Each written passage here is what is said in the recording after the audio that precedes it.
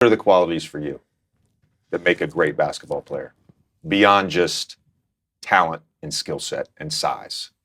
Knowing the history of the game. Knowing the history of the game, knowing the ones that came before you, knowing the ones that paved the way, knowing the reason why you're actually having the ability to actually live out your dream. That doesn't happen without the people that came before you. It doesn't happen without Bill Russell, going through what he went through during the civil rights movement and all those things. Oscar Robertson going on with what he had to deal with, during those times. It does not happen if they're able to just be pure in who they are. That allows us to now perform and do it with no care. Also, I think discipline. People use that word so loosely. What does it mean to you? You have to have the ability, when it comes to discipline, it's like you have to sacrifice loved ones. You have to sacrifice loved ones for a long period of time if you want to be great. It is very unfortunate, and you feel it at times. You know the saying: if it's too hot, get the hell out of the kitchen. Yeah. Sometimes you just gotta get out of the kitchen because it gets hot. But you have to have a discipline. Sometimes you have to sacrifice loved ones in order to be great because they don't understand. And that's okay. They don't understand what it means to, I am getting up every single day at 5 or 6 a.m. And when I get home after everyone leaves the gym, I'm going to take a nap. So now. What he said about discipline is so real. I feel like it's so many experiences as a guy, because I started this basketball journey as soon as I graduated high school, pretty much. So as someone who's just now graduated high school, all my friends, they're freshmen in this college, freshmen at that college. I'm at a community college, not really knowing where I want to go in life. I know I want to play basketball. I don't know which path I want to take to get to my goal. I sacrificed a lot of the going out with friends, a lot of the hanging out with family. It'd be sometimes my mom may set up a family dinner. She wants us to be at home, but I found a gym I found somebody who's gonna work out with me for free, but they're only available at a certain time. I choose going to work out with the gym. Even some lady friends or girlfriends that I've been with during this time period, or just girls that I've been talking to, it was my constant obsession, I guess, over basketball, wanting to get better, always in the gym, kind of did playing that negatively. So that is one thing I'd say definitely. You have to find a good crowd of people who understand. That's why it's easier to find like-minded people. If all your friends are going out to party, then it's gonna feel like, yeah, you're missing out. But if you find like-minded people who all have similar goals, they want to do this with basketball, they want to do that with basketball. It doesn't just have to be basketball. Say they're a football player, so they understand what the grind is like. So while you're busy in the gym, they're busy on the field working on their craft. You just have to find the right people who are also head on strong. And mind you, LeBron now is 39, pushing 40, 38, 38, 39, 40, something like that. He's grown. So when he says discipline and sacrificing family, a lot of us probably can relate to sacrificing our family, like our wife and kids, because we don't have wife and kids. It's more for us sacrificing friends, sacrificing going out, sacrificing fun stuff, sacrificing maybe smoking or drinking, recreational activities that young people our age do, from 16 and up. So 16 smoking sound crazy, but I've seen crazy things have happened. But yeah, I just wanted to touch on that. That's a good point that he brings up. Now you're sacrificing your loved ones because you're not spending time with them. And when I wake up, I'm probably going to train again, and then I'm going to have dinner, and then I'm going to bed. And I'm going to do that every single day for a long period of time. That's sacrificing and discipline. And for me, I was 18 when I came into the league. So I got my best friends from high school that's now in college. I got one that's at Ohio State. I got two that's at the University of Akron. I have another one that's at a school in West Virginia, Fairmount State. And they're calling me, telling me, hey, bro, you gotta come down to these parties. You're not going to college. You're never going to be in college. And I couldn't do it. Couldn't do it. I look back on. And that's exactly what I just touched on. He's probably gonna say how he looks back on it and wishes he went to a few.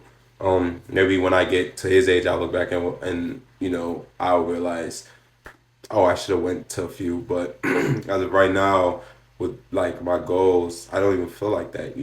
I just feel like what am I missing out from? I mean, I have friends who do that as well, and I look at them and yeah, they look like they're having fun, but it's not really fun that I'm interested in terms of maybe getting high. It's just something that's personally never been an interest of mine, regardless when I play basketball or not. So that's why I say again, find like-minded friends who may not be interested in the same stuff that you're not interested in, so that struggle of managing friend passion isn't there because y'all all have the same passion. On it now, I wish I would have done a few of them. I'm not gonna lie.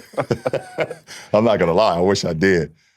You talked about the sacrificing loved ones. I always felt like my pursuit was so selfish. Yeah. And I would acknowledge that to my wife, my kids, whatever, my friends. Yeah. It was so selfish. But Yeah. it was like the only way that I knew how to do it. It's That's the only way. That's but then the third thing, JJ asked, do you really love the game? Like, do you really love the game?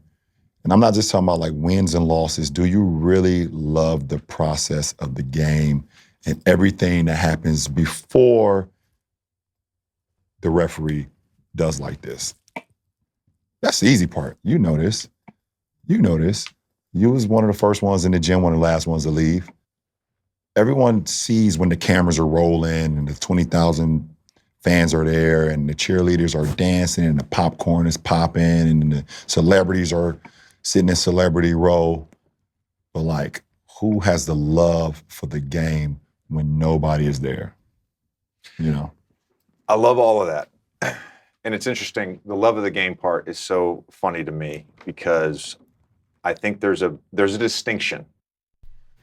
A lot of people, in terms of young hoopers, they're just doing it just to look cool. Like, do you actually like have a passion for it? And exactly what he's saying. A lot of people. So maybe like the reason a lot of people plateau after middle school and high school is because they don't actually, love the game or want to play the game. They just do it because either their parents make you do it or they just want to look cool or whatever. After a certain point, you have to have that passion to be able to get to the next level. Being good in middle school is not that hard. Being good in high school is not that hard. It's just about reps. Being good in college and so on after that, that's when it gets hard because now everybody else is good. So the only people who's going to actually get better is people who truly want to get better. So a lot of people who may have been one of the best people in high school, they get out of high school, maybe go to college for 1 year, drop out because they don't really, love it for real. Mm-hmm. Between loving the game, Mm-hmm. i.e. the game, the Yep. actual competition itself, Yep. and what it means to actually love the game and everything that goes into that. You hear guys all the time, I just want to play. I just want to play. Okay. Do you want to do all the things that are necessary that lead up to playing the actual game? Well, the guys that say I just want to play their career won't be long. Yeah.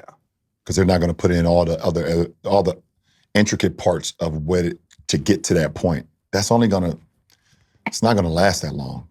It's not going to last that long. You won't have a long, sustainable career, and that's okay. Some guys, I mean, you've been in a locker room. Some guys don't really care about playing a long time in this league or having a sustain.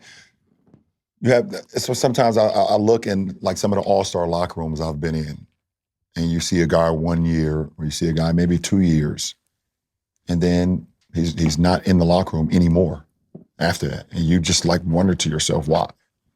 You don't know. You don't know if it's the max contract that he got after he made the All-Star team. You don't know if now they know him by one name for one summer. You just don't know. But it's like if you want to be great and want to be like legendary, or not even, I don't even say that. If you want to maximize everything that you have with your career and your ability, then squeeze the fuck out of that lemon. Yeah. Why not? Yeah. That's it. So you touched on those things. My 3 things are competitive stamina, Mm-hmm. which I'm going to get to in a second. The love of the game is one of mine, for sure. Caring more about your craft instead of the other stuff that doesn't matter is a direct quote from you. For sure. And then the third one, I think, is basketball IQ. Yeah. Basketball IQ. I have described Nikola Jokic, I've described you as having supercomputers. Like your processing speed is a little different. I put James Harden in that category. Mhm. I put Luka in that category. There's a number of guys Yeah. that have like a different processing speed. Some of this stuff, love of the game, that's a little bit of just desire, Yep. attitude, all that Yep. stuff. Competitive stamina, same thing. Yep. Can you develop basketball IQ at the highest level? You can get a little smarter as a Right. player. Can you develop it as You know at what's the funny? highest level? Before he starts talking, this is the part that I feel like I like the most. I feel like I need to work on. And I'm sure if you're watching this video at this point right now, you probably have some desire to want to truly get better at basketball. So this is the part where I'm about to be locked in on, and a lot of y'all need to be locked in on, because I'm sure all of us have that wants, that desire, that, like want it bad type energy, But now this is the part that the other side that we really need to develop. It's the basketball IQ part, because you could want it as much as you want, but if you don't have the basketball IQ and the necessary skills, you're just gonna be that guy on the court with Black Force energy, just that strong guy grabbing rebounds, playing good defense, maybe fouling a little bit much, just because you don't have the basketball IQ. So this is it. When you brought up basketball IQ, the first thing that came to my mind, I started thinking right away. I was like, are you born with basketball IQ, or are you taught the game the right way and now the basketball IQ clicks on? Like, I was literally just, when you was explaining that, because I come from, I believe, great coaching. From my Little League coach, Frank Walker, senior, to my, at the time, AAU coach, Coach Drew Joyce, to my high school coach, who was a former college coach, Coach Dambrot, and then my AAU coach took over when Coach Dambrot went back to college basketball. I'm thinking to myself, I'm like, I was taught the game the right way. But the one thing that those coaches always told me, they told me that I had an uncanny ability to process information faster than anyone they've ever seen. To get back to your question, I think I was born with a sports IQ, and it could have been any sport, but I just think basketball was the one that I chose, and maybe I was chosen to do that as well. Yeah. And I just took it to a whole, as I got older and your mind gets, you start to live it, you start to want to be a part of it, you start watching. I started watching the games, when I was like 19 years old. When I first started, I was watching just a fan. I was just a fan of Michael Jordan and Anthony Penny Hardaway and Grant Hill and, those guys. I was just a fan. But then when I started playing the game, I actually started like studying what those guys were doing out on the floor and what teams were doing, how teams were guarding, how coaches were coaching, subbing patterns, time of possession.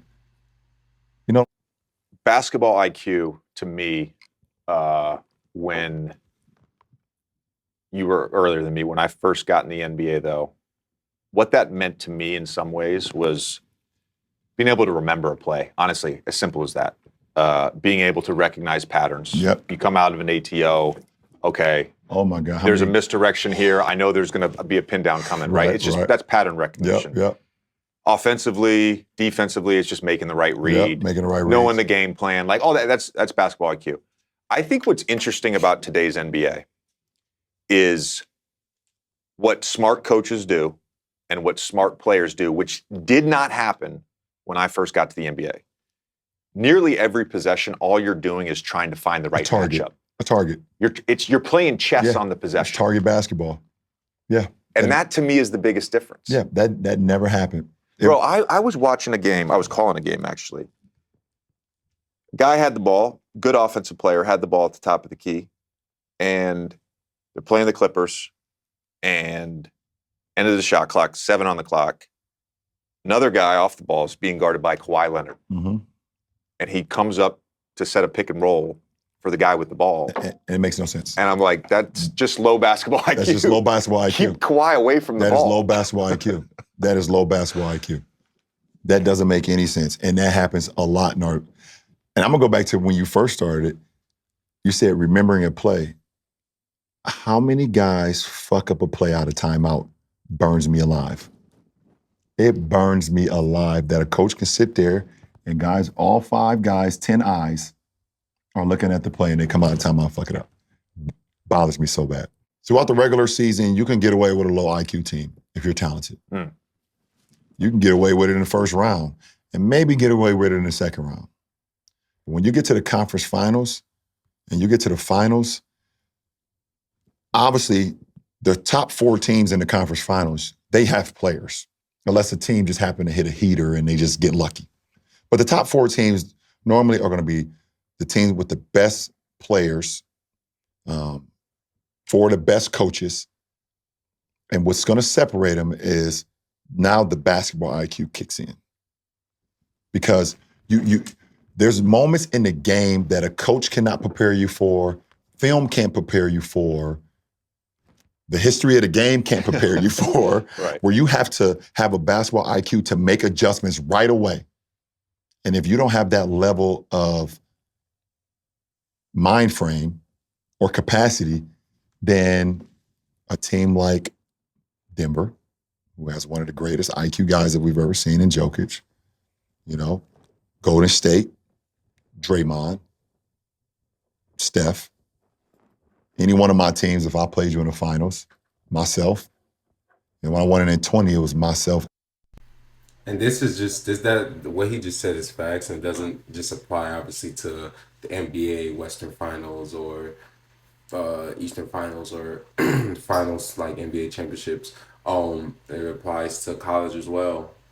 At the end of the day, once you get to a certain level, everybody is good, everybody is tall, everybody's athletic. What matters at this level, at this level and any college level, is now who can perform at their highest peak for the longest, which plays on the competitive stamina that JJ Reddick was talking about, and who's smarter, because we all strong, we all can jump, we all maybe can shoot, we all can dribble.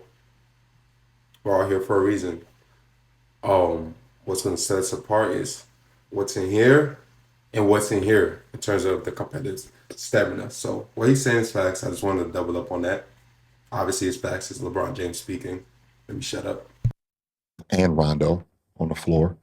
So I think that those things help. I believe that when Golden State beat Boston, it came down to IQ in the finals. This has been episode 1 of Mind the Game. Thanks for listening. Thanks for watching. So, guys, that was what makes a great player with LeBron James and JJ Reddick.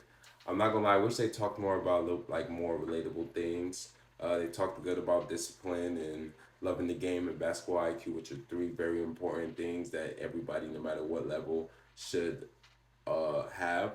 But I wish they talked more in depth of NCAA. But I guess LeBron doesn't really have much experience with the NCAA because he didn't play. He came straight out of high school. But like JJ Reddick, he played at Duke, which is, if you want to go to a Division I school, that's probably one of the Division I schools you want to go to. But yeah, so I'm going to react to the next episode in a different video. Subscribe if y'all like this type of content. I plan on doing this a lot more.